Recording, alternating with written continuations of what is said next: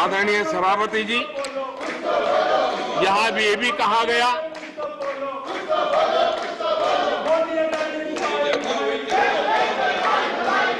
आदरणीय सभापति जी, यहाँ ये भी कहा गया कि सरकार की योजनाओं को उनके नामों को लेकर के आपत्ति उठाई। कुछ लोगों को ये भी परेशानी है कि नामों में कुछ संस्कृत टच है। बताइए, इसकी भी परेशानी। आदरणीय सभापति जी, मैंने किसी अखबार में पढ़ा था, मैं कोई वेरीफाई तो नहीं किया है, और रिपोर्ट कह रही थी 600 जितनी सरकारी योजनाएं सिर्फ गांधी नेहरू परिवार के नाम पे है।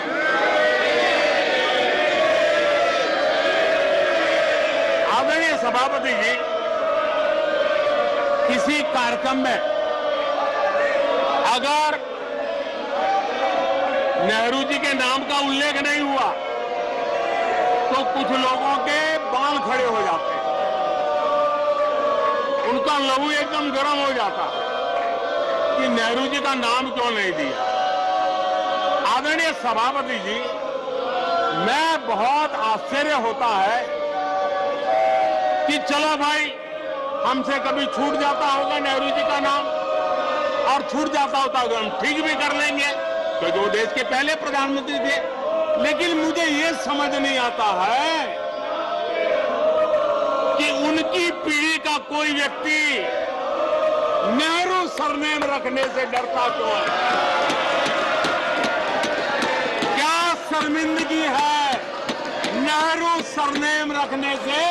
क्या शर्मिंदगी है? इतना बड़ा महान व्यक्तित्व अगर आपको मंजूर नहीं है, परिवार को मंजूर नहीं है, और हमारा हिसाब मांगते रहते हो। आदरणीय सभापति जी,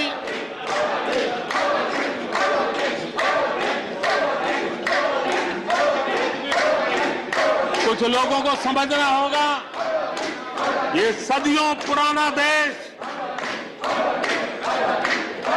सामान्य मानवी के पसीने और पुरुषार्थ से बना हुआ देश, जन जन की पीढ़ियों की परंपरा से बना हुआ देश है।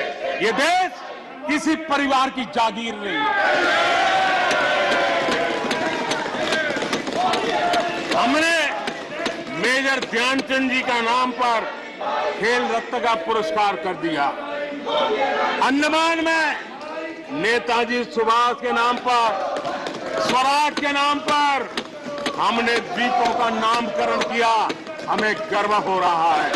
नेताजी सुभाष बोस के योगदान के लिए देश गर्व करता है, हम गर्व करते हैं। इतना ही नहीं, जो लोग आए दिन हमारे देश की सेना को नीचा दिखाने का मौका नहीं छोड़ते, हमने इन द्वीपों को परमवीर चक्र प्राप्त करने वाले सेनानियों के नाम कर दिया। आने वाली सदियों तक कोई हिमालय की चोटी एक एवरेस्ट व्यक्ति के नाम पर एवरेस्ट बन गई।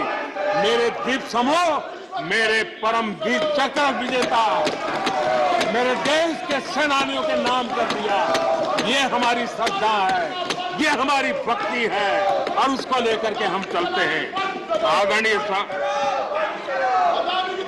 और इससे आपको तकलीफ है और तकलीफ व्यक्त भी हो रही है। हर एक की तकलीफ व्यक्त करने के रास्ते अलग होंगे, हमारा रास्ता है सकारात्मक। आदरणीय सभापति जी, हमारे देश में पहले परियोजनाएं अटकाना, लटकाना, भटकाना, ये उनकी कार्य संस्कृति का हिस्सा बन गया था। यही उनका कार्य करने का तरीका बन गया था। ईमानदार टैक्स पेयर की गाढ़ी कमाई, उसका नुकसान होता था।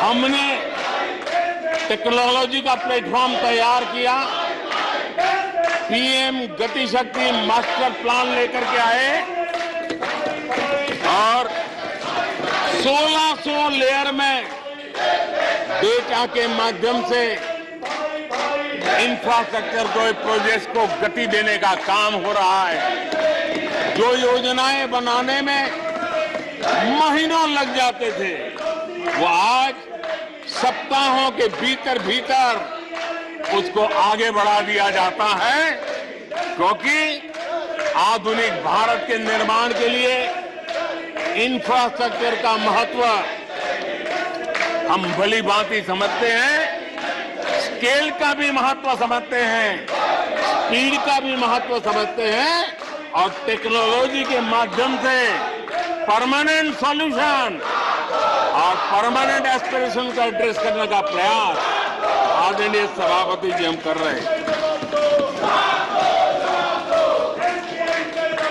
आदरणीय सभापति जी, कोई भी जब सरकार में आता है तो देश के लिए कुछ करने के वादे करके आता है, जनता का कुछ भला करने के वादे करके आता है, लेकिन सिर्फ भावनाएं व्यक्त करने से बात बनती नहीं है। आप कह दें कि हम ऐसा चाहते हैं, हम ऐसा चाहते हैं, जैसे कभी कहा जाता था गरीबी हटाओ, 4-4 दशक हो गए, हुआ कुछ नहीं। इसलिए विकास की गति क्या है, विकास की नीयत क्या है, विकास की दिशा क्या है, विकास का प्रयास क्या है, परिणाम क्या है, ये बहुत मायने रखता है। सिर्फ आप कहते रहे कि हम भी कुछ करते थे, इतने से बात बनती नहीं है। आदरणीय सभापति जी, जबकि हम जनता को उनकी प्राथमिकताओं के आधार पर, उनकी आवश्यकताओं, और जब जनता की इतनी बड़ी आवश्यकताओं के लिए मेहनत करते हैं तो हम पर दबाव भी बढ़ता है, हमें मेहनत भी ज्यादा करनी पड़ती है, हमें परिश्रम भी ज्यादा करना पड़ता है। लेकिन हमने, जैसे महात्मा गांधी जी कहते थे, श्रेय और प्रेय, हमने श्रेय का रास्ता चुना है, प्रिय लग जाए आराम कर लें, वो रास्ता हमने नहीं चुना है।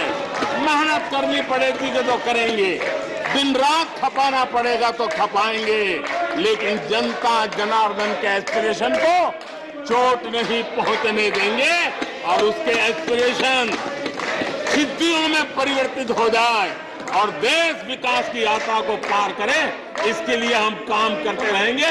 इन सपनों को लेकर के चलने वाले हम लोग हैं, और हमने वो करके दिखाया। आदरणीय सभापति जी, अब आप देखिए, देश आजाद हुआ तब से 2014 तक 14 करोड़ एलपीजी कनेक्शन थे, और लोगों की मांग भी थी।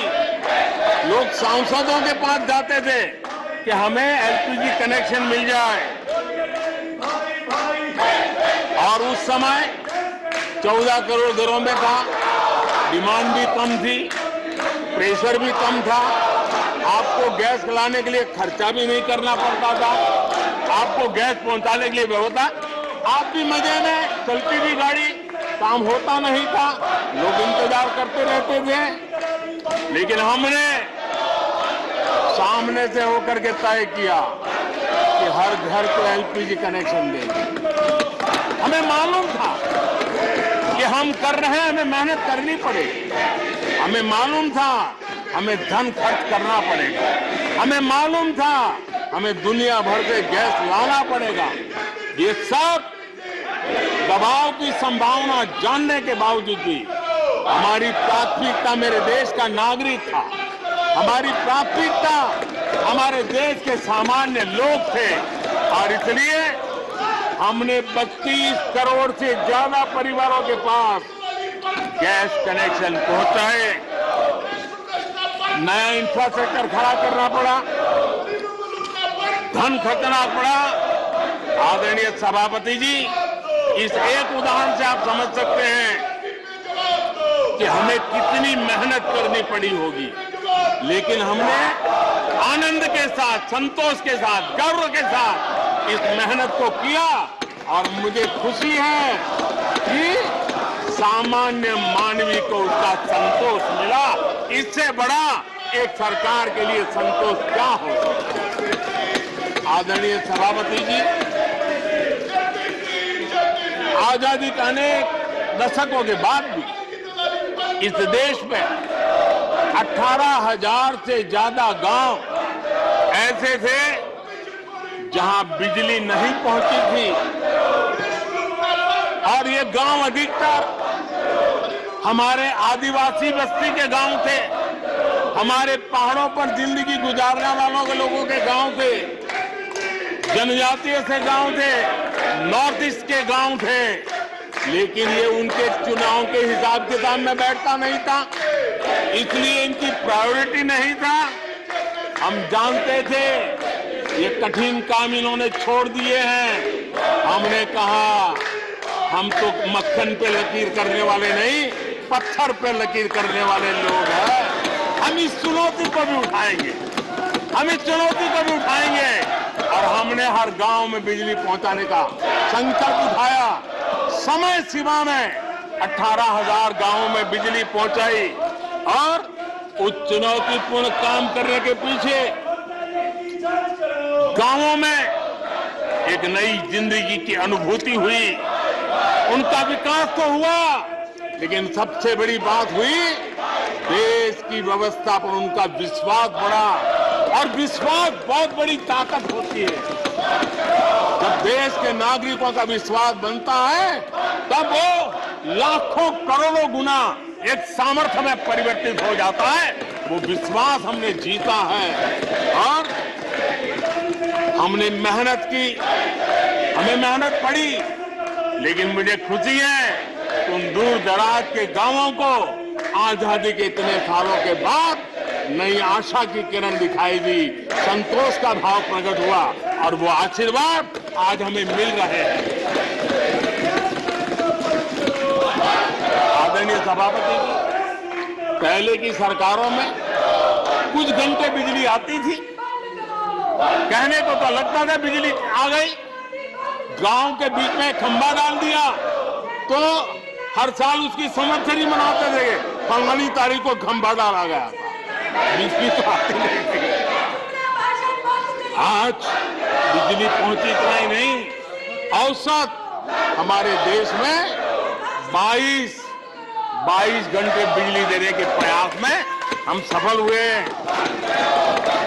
हमें इस काम के लिए नई ट्रांसमिशन लाइनें लगानी पड़ी, हमें नए ऊर्जा उत्पादन के लिए काम करना पड़ा, हमने सौर ऊर्जा की ओर जाना पड़ा, हमें रिन्यूएबल एनर्जी का नए क्षेत्र खोजने पड़े।